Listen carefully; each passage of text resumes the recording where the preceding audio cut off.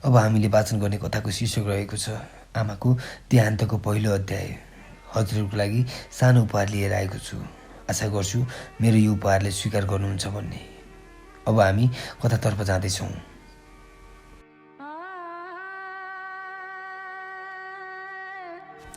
बिहान कान्छोकोमा मेला गएर झम्के साँझमा घर फर्किएँ।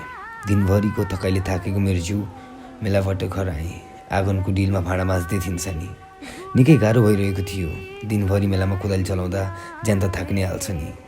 दिनभरि हिलोमा खेलेको ज्यानबाट पसिनाको गन्ध पनि आइरहेको थियो। उसले नुहाएर आउन भनिन्। थकाइले लखतरान भएको ज्यान नुहाउने आँट नै पुगेन। होइन, भोलि बिहानै उठेर नुहाउनु पर्ला। एकैछिन पिँढीमा पल्टिएको थिएँ। दिउँसो घरबाट फोन आएको थियो। आमा बिरामी हुनुहुन्छ र एकचोटि भेट्न बोलाउनु भएको छ बुवाले।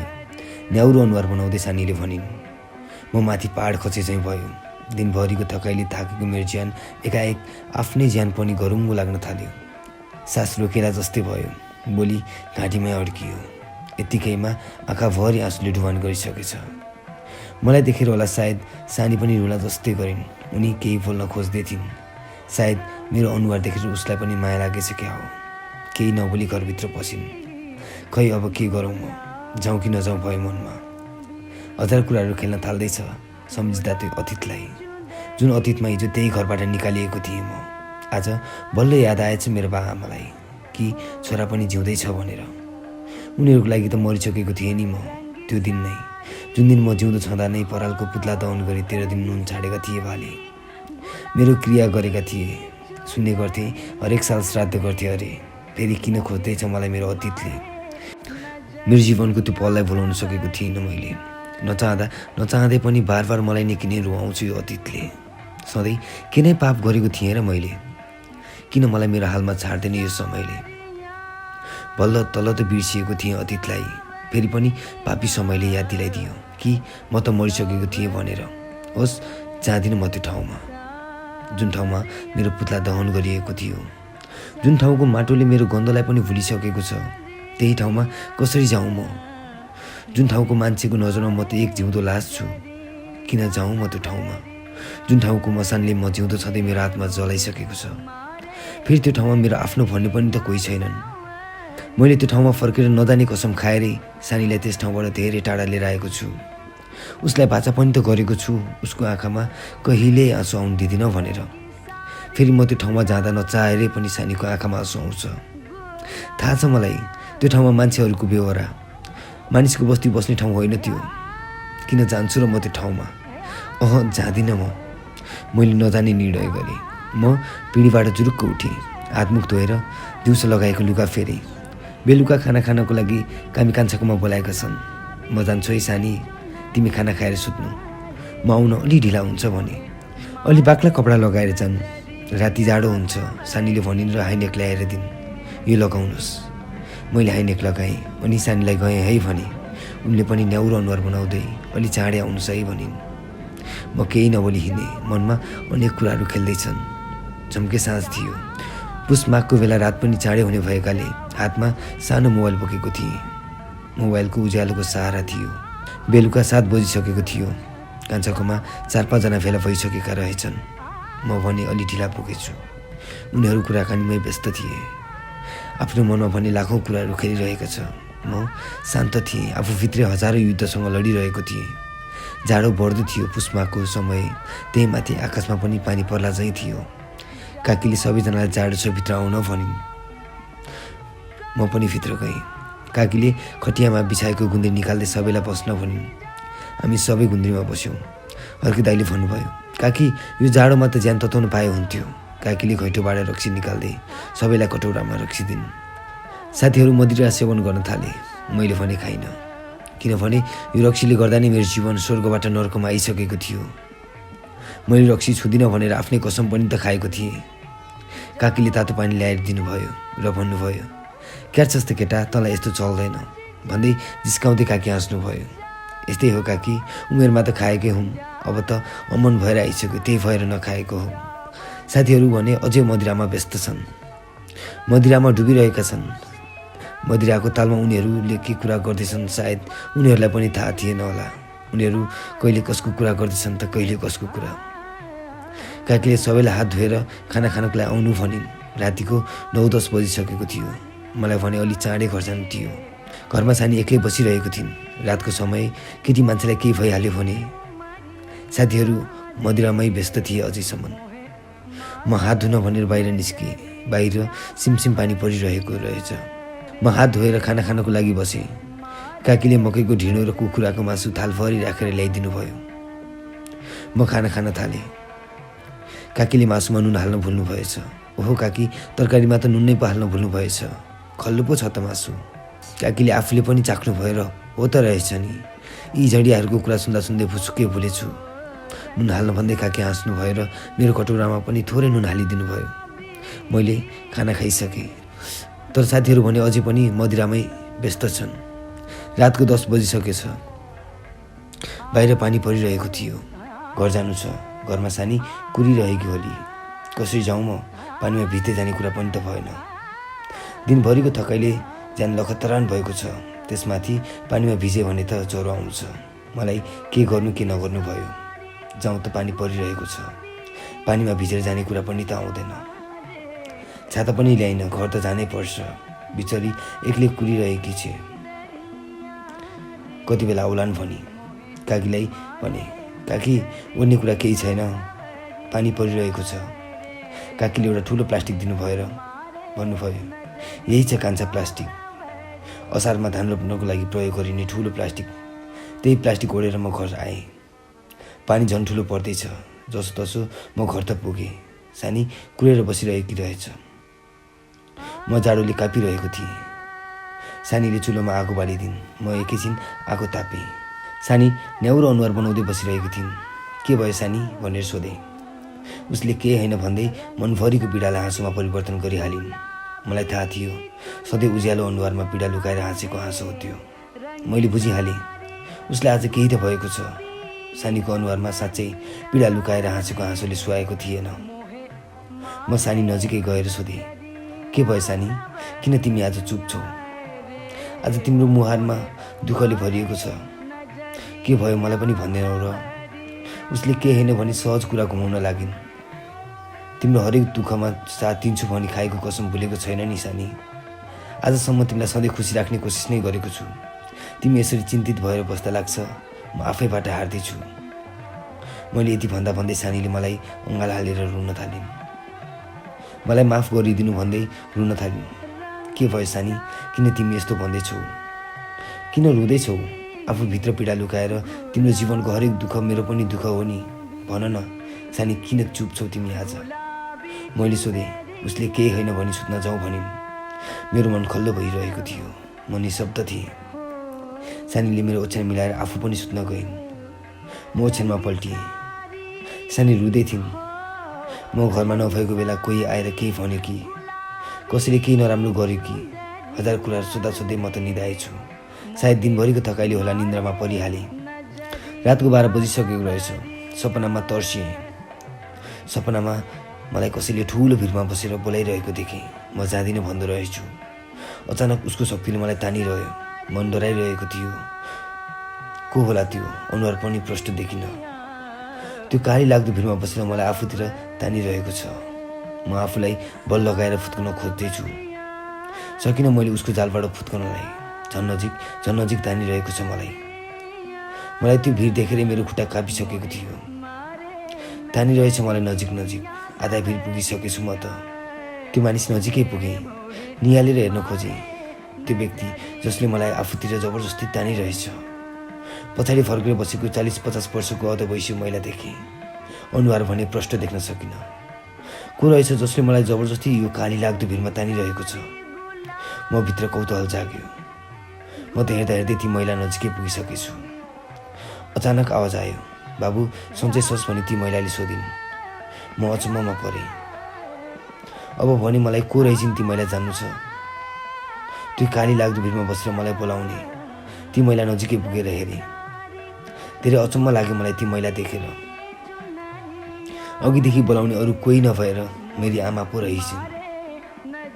म आमा नजिकै पुगेँ र भने, यस्तो काली लाग्दो भिडमा बसेर के गर्दै हुनुहुन्छ हजुर?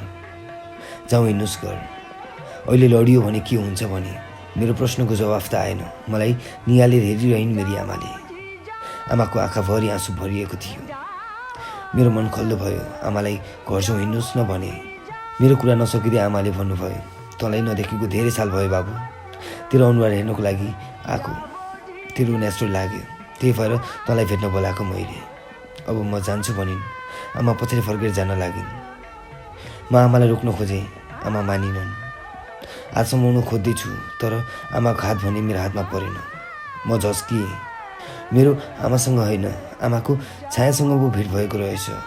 आमाको हात समाउन खोज्दा आमाको हात नै भेटिन। छाया रहेछ आमाको। त्यो छायाले मलाई काली लाग्दो भिरबाट ढकालिदियो। म आत्तिएर बिउजेँ। म आत्तिएको देखेर सानी पनि बिउजिन्। के भयो, किन आत्तिनु भएको भनिन्।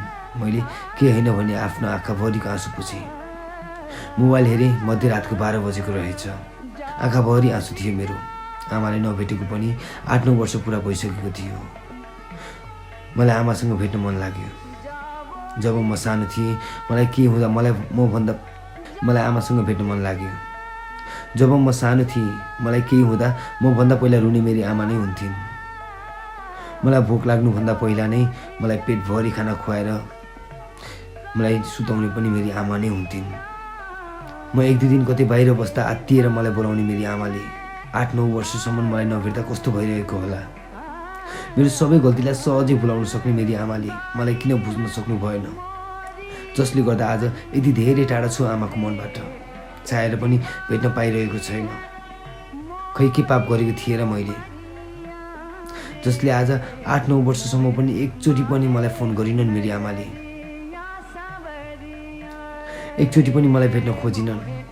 साँच्चीकै म आमा बाको लागि त मरिसकेको छु र। म आफैले प्रश्न गर्न थालेँ। आज अचानक सपनीमा आमाले मलाई भेट्न बोलाउनु भयो। म केही सोच्नै सकिनँ। निकै प्यास लागिरहेको थियो। सानीले लोटाभरि पानी ल्याएर दिइन्। सानीले ल अब हजुर सुत्नुहोस् र पानीको लोटा पनि टेबलमाथि राखिदिइन्। म फेरि पल्टिएँ। के निन्द्रा लाग्थ्यो र सपनीमा आमालाई देखेको। अब भने आमालाई विपनीमा भेट्न मन लाग्यो। जति नै हेला गरे पनि आखिर मलाई जन्म दिएर यो धरती देखाउने मेरी आमा नै हुन्। आमालाई अँगालो हालेर रुन मन छ। किन मलाई यति धेरै हेला गरेको भन्दै सोध्न मन छ। म त हजुरकै सन्तान हो नि भन्दै सोध्न मन छ आमालाई। मन निकै आतुर हुन लाग्यो कहिले आमालाई भेट्न पाइन्छ भनेर। म सोध्दै फेरि निदाएछु। अहिले भने सपनीमा ठुलो मन्दिरमा गएको देखेँ। म एक्लै जाँदै रहेछु। ठुलो खोला रहेछ। खोला एकदमै धमिलो थियो। म त्यो खोला पार गर्न खोज्दै थिएँ। खोलाको बिचमा पुगेको मात्रै के थिएँ, अचानक खोला उर्लिएर आयो। म झन्डै बगाएको थिएँ। जसोतसो म खोलाको वारी नै आइपुगेँ। धेरै कोसिसपछि पनि मैले खोला पार गर्न सकिनँ। अरू मानिसहरू भने सहजै खोला पार गरिरहेका छन्। मलाई भने खोला पार गर्न लेखेको रहेनछ। अब मैले खोला पार नगर्ने भएँ। धेरै कोसिसपछि मैले खोलासँग हार मानेँ। खोलाको किनारमा ठुलो मन्दिर थियो। म मन्दिर वरिपरि घुम्न थालेँ। त्यहाँ पूजा चलिरहेको देखेँ। अचम्म लाग्यो मलाई। निकै फरक दृश्य देख्न पुगेछु मैले। कहिले नसुनेको बाजाको आवाज आइरहेको थियो, जुन बाजाको आवाज सुन्दा जिउ नै सिरिङ सिरिङ हुन्थ्यो। त्यो दृश्य देखेर मेरो मुटु काँपिरहेको थियो। कुन मन्दिर होला यो, जहाँ आफ्नै कपाल काट्दै भगवानलाई चढाउने गरिन्छ। म अचम्ममा परिरहेको थिएँ। के गरेका होलान् मानिसहरूले। मन्दिर जस्तो पवित्र स्थानमा आएर आफ्नो कपाल काट्दै मन्दिरमा चढाउँदै थिए मानिसहरू। मलाई पुजारीहरूदेखि अचम्म लाग्यो। पुजारीहरू सेतो कपडामा देखिएका थिए, जुन सेतो कपडा हाम्रोतिर मानिस बिदा 13 दिनमा लगाइने खालको थियो। मलाई अचम्म मात्रै लागेन। अहिलेसम्म नदेखेको दृश्य देखेर म 3 छक परिसकेको थिएँ। बाजाको तालमा मानिसहरू कपाल काट्दै देवतालाई चढाउँदै खोलामा आम्फालिरहेका थिए। मलाई जान्न मन लाग्यो कुन देवता रहेछन् जसलाई आफ्नो कपाल चढाउनु पर्ने। त्यो मन्दिरको नाम के रहेछ। निकै फरक दृश्य अनि फरक धुनमा भगवानको पूजा गर्नुपर्ने। हाम्रोतिर त त्यस्तो चलन थिएन। हाम्रोतिर त फुल अक्षता चढाइन्छ देवतालाई। मलाई जान्न मन लाग्यो देवताको नाम के रहेछ, जुन देवतालाई कपाल चढाइन्छ। म घुम्दा घुम्दै कपाल काट्ने ठाउँ नजिकै पुगेँ, जहाँ मानिसहरू कपाल खोलिँदैछन्। म नजिकै एक बुढा मानिस थिएँ। अब भने उसको पालो रहेछ कपाल काटेर देवतालाई चढाउनु पर्ने। मैले त्यस वृद्ध मानिसलाई सोध्ने निर्णय गरेँ, यस मन्दिरको नाम के हो भनेर।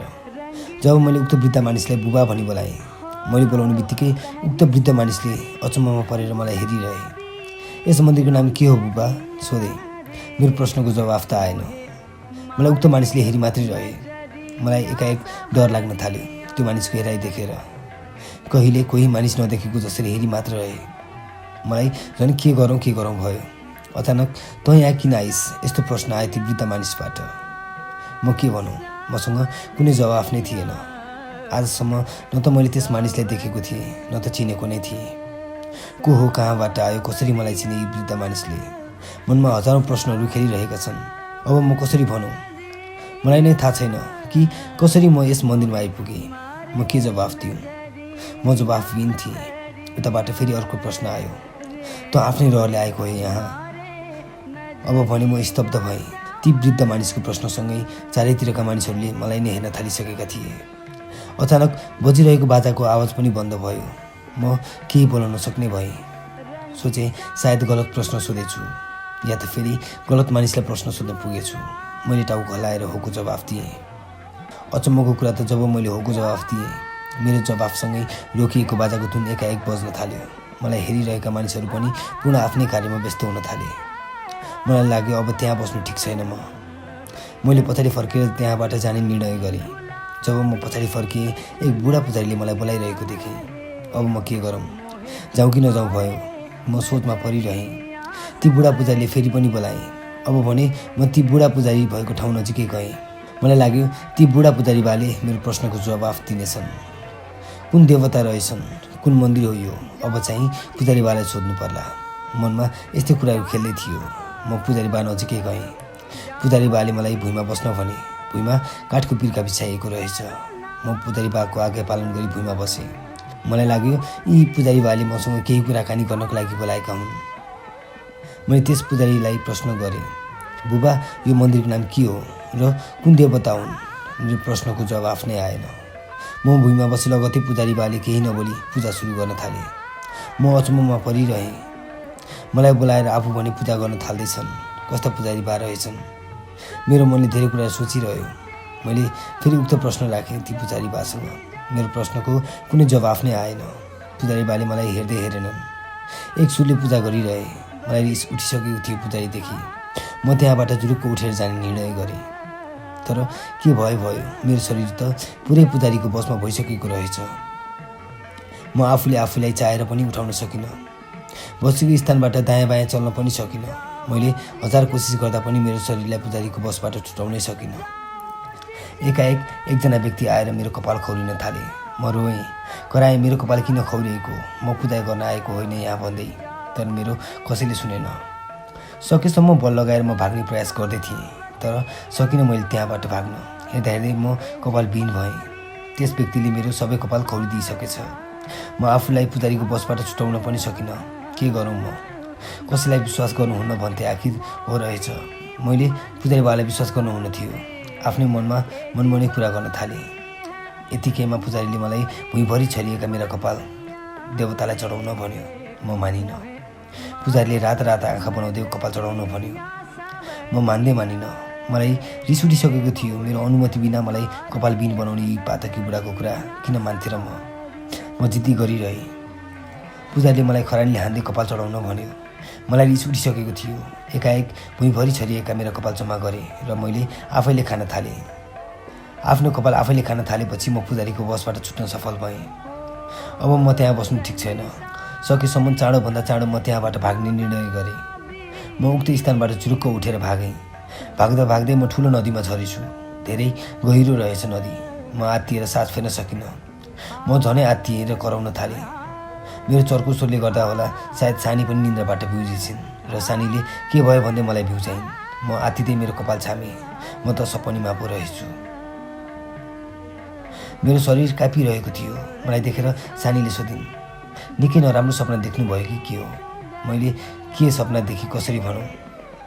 मैले टाउको हल्लाएर भन्ने सङ्केत दिएँ। उसले फेरि पानी ल्याएर दिइन्, तर मैले पानी खाइनँ।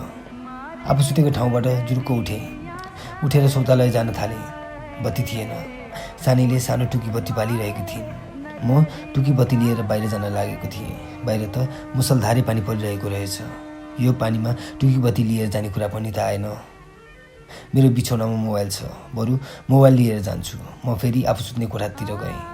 मोबाइल खोजेँ। मोबाइल मेरो हातमा पर्ने बित्तिकै मेरो मनमा हजारौँ कुराहरू खेल्न थालिसकेको थियो। मध्यरातको 3 बजेको थियो। यो मध्यरातमा खै के काम परेछ कुन्नी मलाई 20-25 चोटि फोन आएको देखेँ। नचिनेको नम्बरबाट फोन आएको रहेछ। कस्तो काम नपाएको मान्छेहरू पनि हुन्छन् यो धरतीमा। मध्यरातमा किन यति धेरै फोन गरेका होलान्? कहिले मोबाइल नदेखेको मान्छे होलान् मध्यरातमा फोन गर्ने। सुन्ने गर्थे रातमा फोन उठाउनुहुन्न भनेर। कसैले धम्काउन पनि फोन गर्छन् रे। आफूलाई भने शौचालयले च्यापिसकेको थियो। म शौचालय जान बाहिर निस्केँ। फेरि फोन आयो। मैले फोन उठाइनँ। 2 पटक साह्रै नराम्रो सपना देखेर होला मनमा हजारौँ कुराहरू खेलिरहेका थिए। त्यसमाथि फोन आएको गर्दा मलाई साह्रै रिस उठिसकेको थियो। म शौचालयबाट फर्केँ। मेरो रिसले डाँडा काटिसकेको थियो। नचिनेको नम्बरबाट कसको फोन आउँछ यो राति? दिनभरि मोबाइल त सानीसँगै हुन्छ। कतै सानीको लागि आएको फोन त होइन। म बाहेक अरू पनि कोही छ कि? मनमा यस्तै कुराहरू खेल्न थालिसकेको थियो। अघि म कामी कान्छाको घरबाट आउने बित्तिकै मलाई अङ्गाल हालेर रोएकी थिए। के भयो किन रोएकी भन्दा पनि केही नबोली मात्रै मलाई माफ गरिदिनु भन्दै थिए। कतै अघि मलाई फोन आयो होला अनि मैले सबै कुरा थाहा पाएँ भनेर माफ मागेकी पो हो कि? कहिले मसँग माफ नमाग्ने मेरी बुढीले आज अचानक किन मसँग माफी मागी? किन मेरो प्रश्नको जवाफ दिइन? मेरो मुटुको धड्कन बढ्न थाल्यो। हातगोडा काँपिरहेको थियो। राति पनि सधैँ उहीसँग हुन्थ्यो मोबाइल। उसको घरबाट फोन आउँछ भनेर उसलाई नै दिएको थिएँ। मैले माग्दा पनि दिँदैनथी मलाई। किन चाहियो? के गर्नु पर्यो भन्दै हजारौँ प्रश्न सोध्थे। यसको बाहिर पनि लसपस छ कि के हो? आज म बाहिर जानु परेकोले मोबाइल मसँग भयो, नत्र मसँग हुँदैन थियो मोबाइल। कतै अर्कैसँग पनि प्रेम छ कि क्या हो? मैले के सोच्नै सकिनँ। के गरौँ के नगरौँ भयो मनमा। कतै सानीको बाहिर पनि लसपस छ कि? मनमा डर पैदा हुन लाग्यो। जसको लागि परिवारसँग टाढा बसेँ आखिर उसले पनि मलाई धोका दिन लागिन्। उसको हरेक चाहना त पुरा गरेकै सुनि मैले। फेरि किन सानीले यस्तो गर्न लागिन्? मलाई धोका दिएर कतै अर्कै केटासँग जान खोजेकी त होइन। फेरि फोन आयो। अब भने मलाई जान्न मन लाग्यो। को रहेछ यो मानिस? किन सानीलाई फोन गरिरहेको छ राति? यति राति मध्यरातको 3:30 गइसकेको थियो। सानी निदाइसकेकी थिए। एकचोटि बाहिर गएर बोल्छु। सत्य तथ्य पत्ता लगाउँछु अब चाहिँ को रहेछ मध्यरातमा फोन गर्ने मानिस। मेरो मनमा हजारौँ शङ्काहरूले घर बनाउन लागिसकेको थियो। भनिन्छ नि शङ्काले लङ्का जलाउँछ भनेर। मेरो मन पुरैसँग जल्न थाल्यो। मनमनै सोचेँ अब चाहिँ को रहेछ पत्ता नलगाइ भएन। म सानीले थाहा नपाउने गरी बिछौनाबाट बिस्तारै बाहिर गएँ। मलाई कसले फोन गरिरहेको छ पत्ता लगाउनु थियो। यदि नचिनेको मानिस भए 3-4 चोटि मात्रै फोन गर्थ्यो नि। बार 25-30 चोटि त फोन गर्दैन थियो। मेरो लागि फोन आएको भनौँ भने आजसम्म मेरो लागि एकचोटि पनि फोन आएको छैन। म बाहिर जानको लागि हिँडेँ। अँध्यारो थियो। बत्ती बाल्दा सानीले थाहा पाउँछिन् कि भनेर बिना बत्ती बाहिर निस्केँ। सिसाको गिलासमा पानी भरेर ढोका नजिकै राखिएको रहेछ। मैले गिलास देखिनँ। मेरो गोडाले लागेर सिसा प्याट्ट फुट्यो। मनमा लाग्यो सानी बिउजिन् कि क्या हो। म ढोका नजिकै एकैछिन रोकिएँ। सानी बिउजिन्छन् कि छैनन् भन्ने थाहा पाएँ। म बिरालोको पाइला जस्तै बिस्तारै ढोका बाहिर गएँ र ढोका बन्द गरिदिएँ। बाहिर जाडो थियो। यसै मुटु काँपिरहेको थियो। त्यसमाथि मनको शङ्काले मेरो शरीर लगलग काम्न थालिरहेको थियो। अब भने मैले उक्त नम्बरमा आफैले फोन गर्ने सोचेँ। मैले फोन गर्न लाग्दै फेरि फोन आयो। मैले फोन उठाएँ। म बोल्नुभन्दा पहिला नै अचानक कोही केटा मानिसको आवाज आयो। किन यत्रो समय लगाइस् फोन उठाउनु भन्दै करायो। मैले हतपत फोन काटिदिएँ। अब भने म पागल जस्तै भइसकेको थिएँ। मेरो शङ्का सही निस्कियो। यदि नचिनेको मानिस थियो भने यसरी कराउनु नपर्ने। सानीको अर्कैसँग चक्कर रहेछ। मेरो मन रुन थाल्यो। जसको लागि आफ्नो बा आमालाई त्यागेर आएँ उसैबाट धोका पाएँ। उसका हरेक सपना पुरा गर्दै पनि आज आफैबाट हार्नु पर्यो। म केही बोल्न नसक्ने भएँ। मलाई रिस पनि उठिरहेको थियो अनि सानीलाई देखेर घिन पनि लाग्न थाल्यो। छ्या कस्तो केटीसँग मैले मेरो संसार त्यागेर आएँ। फेरि फोन आयो। मैले सोचेँ अब भने फोन उठाएर भयफरको गाली गर्छु। के रहेछ यिनीहरूको नाता पत्ता लगाउँछु। मैले फोन उठाएँ। फेरि फोन उठाउने बित्तिकै कराउन थालेँ। किन फोन काटिस् भनेर।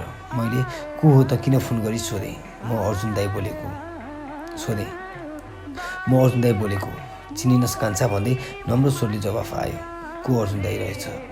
मैले चिनिनँ अनि सोधेँ को अर्जुन दाई? म काइली फुपूको छोरो अर्जुन दाई के? तेरो घर नजिकैको फुपूको छोरो अर्जुन दाई। अब चिनिस्? अब भने मैले प्रष्टैसँग चिनिसकेको थिएँ।